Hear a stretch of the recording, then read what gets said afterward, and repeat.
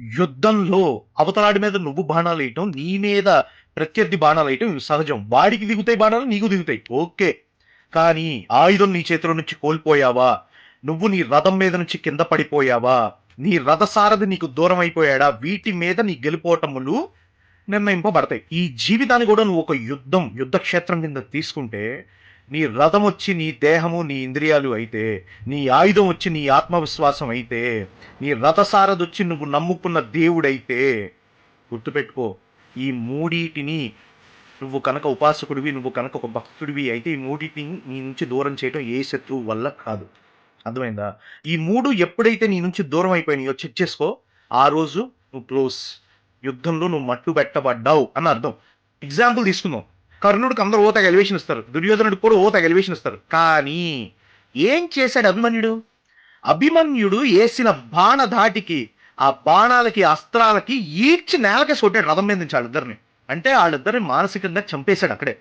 అందుకే కదా అభిమన్యుడిని ఎదుర్కోలేక వీళ్ళందరూ దుష్ట చతుష్టయం అని అంటారు, వీళ్ళందరూ కలిసి దొంగదెబ్బ తీశారు అభిమన్యుడిని. ఓకే. అర్జునుడు ఏ రోజైనా యుద్ధంలో రథం మీద నుంచి పడిపోయినట్టు చరిత్ర ఉందా? ఎంటైర్ మహాభారతంలో ఇంతమంది వీరులని చెప్పుకుంటారు కదా, ఒక్కడు కొట్ల అర్జునుడిని. ఎందుకు కొట్లైపోయారు?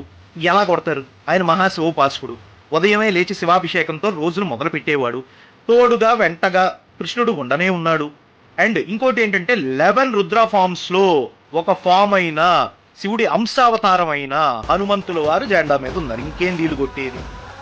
అలాగే జీవితంలో నువ్వు ఎప్పుడైతే ఏ దేవుడిని అయితే బలంగా పట్టుకుంటావో, నేను శివుడి ఉపాసకుని కాబట్టి చెప్తున్నాను, శివుణ్ణి గట్టిగా పట్టుకున్నా, లేకపోతే ఇంకే దేవుడినైనా గట్టిగా పట్టుకున్నా, నువ్వు గట్టిగా పట్టుకొని ఉంటే నీ దేవుణ్ణి, ఎవ్వడు నిన్ను రథం మీద నుంచి కింద పడేయలేడు, ఎవడు నీ చేతిలో ఆయుధం కొట్టేయలేడు, ఎవడు నీ సారథిని గెలుపు వైపు నీ రథాన్ని నడపకుండా ఆపలేడు. ఇది గుర్తుపెట్టుకో. Be a devotee, be consistent, be loyal with your God. చెప్తున్నా కదా, విక్టరీ పెద్ద కష్టమేం కాదు. నమః పార్వతీ పతయే, హర హర మహాదేవ, శంభో శంకర.